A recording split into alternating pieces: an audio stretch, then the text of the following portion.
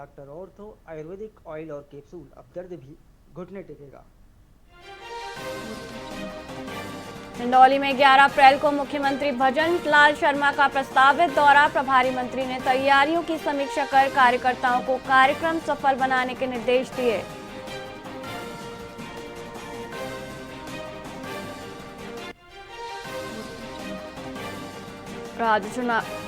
राज्य चुनाव आयुक्त राजेश्वर सिंह ने आरोपों पर नो कमेंट कहकर चुप्पी साधी और पंचायत चुनाव में देरी के लिए सरकार की परिसीमन प्रक्रिया को जिम्मेदार ठहराया।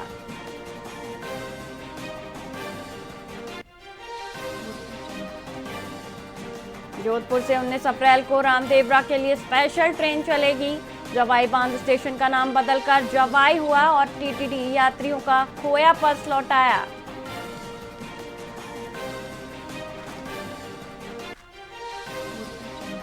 जयपुर में एडीजे कोर्ट ने 12 साल पुराने मामले में कांग्रेस के 2 विधायकों को बरी किया और निचली अदालत द्वारा सुनाई गई 1 साल की सजा रद्द की।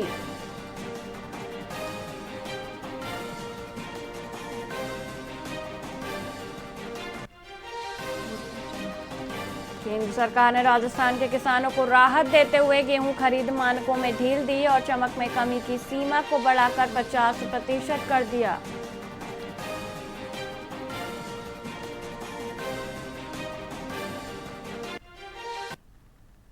नमस्कार, आप देख रहे हैं वीआईपी न्यूज और मैं हूं विशाली श्रीवास्तव। आइए रुक करते हैं खबरों की ओर। मारवाड़ जंक्शन में आर्य जागृति विकास एसोसिएशन के तत्वाधान में 30 अप्रैल को होने वाले सर्व समाज सामूहिक विवाह सम्मेलन से पहले 21 जोड़ों का सावा लग्न आयोजित किया गया। कार्यक्रम में वर वधू को टोकन नंबर, पोशाक और चांदी की अंगूठी भेंट की गई। अध्यक्ष प्रहलाद कंडारा के नेतृत्व में आयोजन हुआ, जिसमें परिवारजन और समाज के लोग बड़ी संख्या में मौजूद रहे। आज मारवाड़ जंक्शन में जो 30 अप्रैल को सर्व समाज की ओर से जो 21 जोड़ों का निःशुल्क विवाह समारोह किया जाना है, जो प्रस्तावित है, उनका आज सावा लगन का कार्यक्रम हुआ। 9 तारीख को 21 जोड़े उनका सावा लेके हम लोगों ने और उनको निःशुल्क वितरण किया। इस दौरान हमारे बीच में मारवाड़ के जो गणमान्य नागरिक है, उनके माता पिता है, वर वधू है, स्थानीय जो जनप्रतिनिधि है, समाज सेवी है, युवा नेता है, उन सभी की भागीदारी रही और हमने 21 कन्याओं का आज सवा लिखने का कार्यक्रम संपन्न कर रहा है। और जो आगामी 30 अप्रैल है, 30 अप्रैल को मारवाड़ जंक्शन में अपने 21 जोड़ों का निःशुल्क विवाह समारोह होगा। हनुमानगढ़ नोहर के दीपलाना सोती गांव स्थित रेलवे अंडरपास भारी बारिश के बाद तालाब बन गया है। जल भराव के कारण यातायात पूरी तरह बाधित है, जिससे ग्रामीणों और स्कूली बच्चों को कई किलोमीटर का अतिरिक्त चक्कर लगाना पड़ रहा है। ग्रामीणों ने पीडब्ल्यूडी के अधिशासी अभियंता विनोद कुमार ख्यालिया पर झूठ बोलने और समाधान न करने का आरोप लगाया। वहीं समस्या से परेशान ग्रामीणों ने अब एसडीएम राहुल श्रीवास्तव से शीघ्र पानी निकलवाने की गुहार लगाई है, ताकि क्षेत्र के लोगों को राहत मिल सके।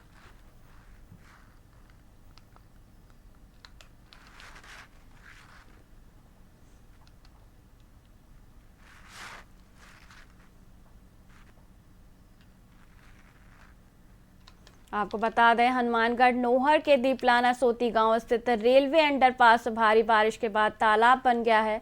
जल भराव के कारण यातायात पूरी तरह बाधित है, जिससे ग्रामीणों और स्कूली बच्चों को कई किलोमीटर का अतिरिक्त चक्कर लगाना पड़ रहा है। ग्रामीणों ने पीडब्ल्यूडी के अधिशासी अभियंता विनोद कुमार ख्यालिया पर झूठ बोलने और समाधान न करने का आरोप लगाया है। समस्या से परेशान ग्रामीणों ने अब एसडीएम राहुल श्रीवास्तव से शीघ्र पानी निकलवाने की गुहार लगाई, ताकि क्षेत्र के लोगों को राहत मिल सके।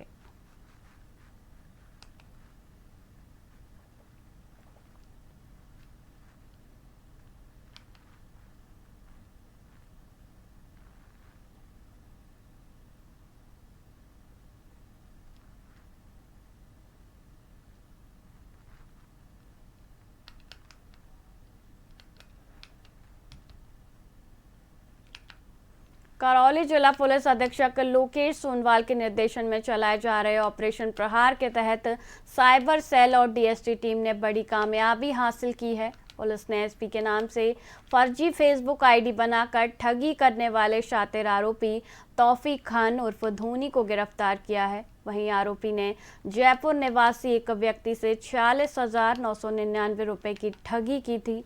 पुलिस ने उच्च तकनीक का उपयोग कर आरोपी को दबोचा। वहीं एसपी ने जनता से ऐसे साइबर अपराधियों से सावधान रहने की अपील की है। इनका खुलासा किया है, पर्दाफाश किया है। ये गैंग जितने भी वरिष्ठ अधिकारी हैं, आईएएस, आईपीएस या अन्य जो अधिकारी है, उनके नाम से सोशल मीडिया पे फर्जी आईडी बना करके और उन्हीं को उनके मित्रों को फ्रेंड रिक्वेस्ट भेज करके उनको फ्रेंड बना करके और फिर उसके अंदर ठगी का कार्य करते थे।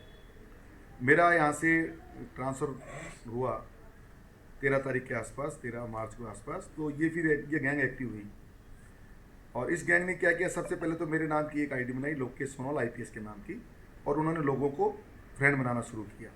कुछ लोगों ने बताया भी साहब आपके नाम की एक बनी है आईडी एफबी पे, उसको चेक कराओ। तो मैंने मेरे साइबर टीम को बताया भाई ये इस प्रकार की एक आईडी बनी है, इसको ट्रेस आउट की जाए। ये टीम अपनी मेहनत करती रही।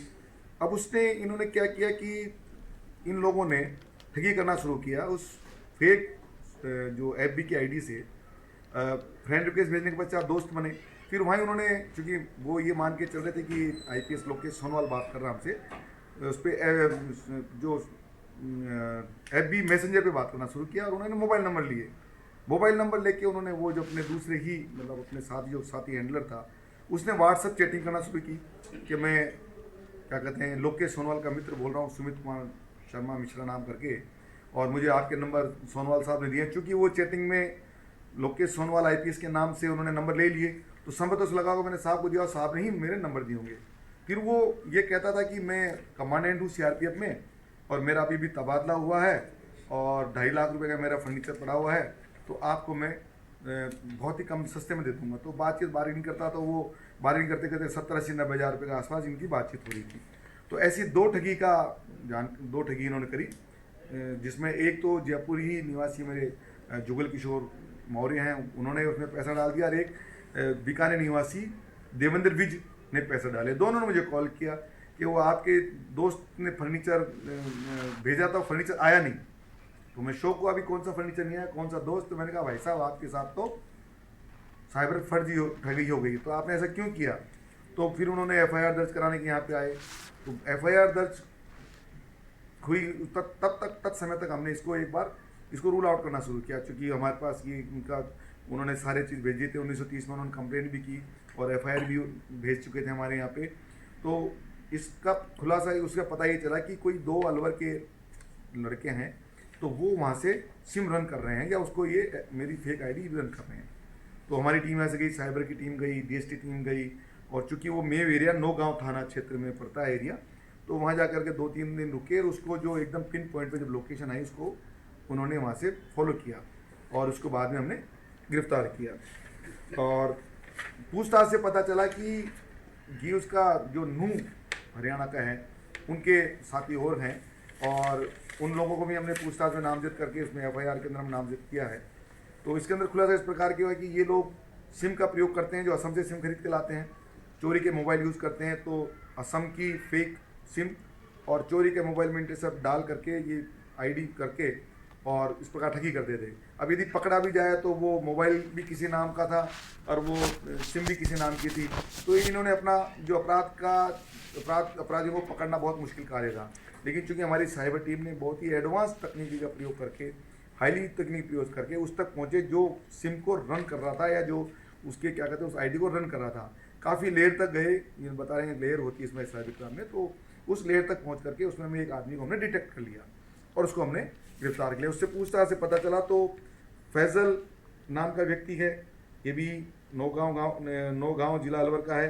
नसीम भी है, ये रामगढ़ का है, थाना क्षेत्र का अलवर का रहना है। दिलशाद है, ये भी वहीं का रहने वाला। शाहिद और दिलशाद ये दोनों हरियाणा के रहने वाले हैं और वहाँ हरियाणा के अंदर नूह के रहने वाले हैं, वहाँ से ये क्राइम ऑपरेट करने हैं। हमने जिसको गिरफ्तार किया तौफीक खान है, पुत्र धोनी पुत्र फखरुद्दीन, जाति में 22 साल का लड़का है, और ये बहुत सारे पढ़े लिखे लोग हैं, इनसे बातचीत करी और इस प्रकार ये साइबर ठगी को अंजाम दे रहे हैं। हनुमानगढ़ के रावतसर क्षेत्र में प्रधानमंत्री कृषि सिंचाई योजना के तहत हो रहे 20 करोड़ 74 लाख रुपए के विकास कार्यों में अनियमितताओं के आरोप लगे हैं। ब्लॉक कांग्रेस अध्यक्ष देवीलाल मटोरिया ने विधायक फूसाराम गोदारा के नेतृत्व में एसडीएम संजय अग्रवाल को ज्ञापन सौंपा। आरोप है कि कई कार्य बिना किए ही बिल बनाए जा रहे हैं और निर्माण कार्यों की गुणवत्ता भी खराब है। वहीं मामले की निष्पक्ष जांच की मांग की गई है। हनुमानगढ़ का कांग्रेस पार्टी का जिला प्रभारी होने के नाते आज जिला स्तरीय बैठक में शामिल होने के लिए हनुमानगढ़ यात्रा के दौरान राउतसर में हमारे पार्टी के कार्यकर्ताओं ने, हमारे पार्टी अध्यक्ष देवीलाल मटोरिया जी और सब मंडल अध्यक्षों ने और हमारे वकील साथियों ने सम्मान और स्वागत किया। उसके बाद में इन्होंने एक वाटरशेड में बड़ा घपला होना जाहिर किया है जो करीब 20 करोड़ 74 लाख का है। उसमें बगैर काम पैसा उठाने का और बिल बनाने की कार्रवाई चल रही है और कुछ काम हुआ है, कुछ 50% से भी कम काम होना बताया जाकर लेकर उपखंड अधिकारी राउतसर को ज्ञापन दिया गया है, जिसमें मैं भी शामिल हुआ हूँ। तो मैं इसमें कहना चाहता हूँ कि अगर इसमें घपला हुआ, इन्होंने मेरे को भी पर्ची दी है, इसमें जाँच कराने के लिए ग्रामीण विकास मंत्री को ज्ञापन जांच के लिए भेजूंगा और एसडीएम साहब को हमारी पार्टी के कार्यकर्ताओं ने और हमने रिक्वेस्ट किया है कि आप इसमें निष्पक्ष जांच कराइए और वाटरशेड के एससी और एक्शन अधिकारी को बुलाकर इसमें निष्पक्ष कार्य करने के लिए और निष्पक्ष जांच के निर्देश देवे। आवश्यकता पड़े तो प्रशासनिक अधिकारियों से भी इसकी जाँच कराई जाए। हनुमानगढ़ के नोहर में पीएमश्री विद्यालय में मेधावी विद्यार्थियों का सम्मान समारोह आयोजित हुआ। मुख्य ब्लॉक शिक्षा अधिकारी विनोद बेनीवाल की अध्यक्षता में हुए कार्यक्रम में 12वीं में 90% से अधिक अंक लाने वाले छात्रों को सम्मानित किया गया। महंत रूपनाथ ने विद्यार्थियों को अनुशासन और मेहनत का संदेश दिया। वहीं समारोह के बाद शहर में विजय यात्रा निकाली गई, जहां जगह जगह विद्यार्थियों का स्वागत किया गया। अभिभावकों और शिक्षकों में भी खास उत्साह देखने को मिला। हमारे साथियों का ये समन्वय है, उनका मार्गदर्शन है और अभिभावकों की सजगता है, जिनकी वजह से आज एक ब्लॉक में लगभग यह संख्या 110 तक पहुंच चुकी है और अभी सीडब्ल्यूएसन का परिणाम कल ही आया है, तो उसका अपडेशन बाकी है। आज के कार्यक्रम में उपस्थित समस्त विद्यार्थियों से भी मैं एक आग्रह करना चाहूंगा। विद्यार्थियों, आपकी विद्यालय शिक्षा पूर्ण हो गई है। अब विद्यालय शिक्षा के आप सिरमौर बने हैं, लेकिन अपनी इस गति को, अपनी इस मेहनत को, अपने इस धैर्य को, अपने इस अनुशासन को बनाए रखना है कि स्कूल शिक्षा के बाद कॉलेज में आपको ये बताने वाला, ये टोकने वाला अवसर ये साथी कम मिलेंगे कि बेटा तेरे लिए अच्छा क्या है और तुझे कैसे आगे बढ़ना है। तो कॉलेज एजुकेशन का अनुशासन, कॉलेज एजुकेशन का जीवन विद्यालय शिक्षा से पूर्णतः भिन्न है। हमारे फिलहाल के लिए इतना ही। मुझे दीजिए इजाजत। देखते रहिए वीआईपी न्यूज़। नमस्कार।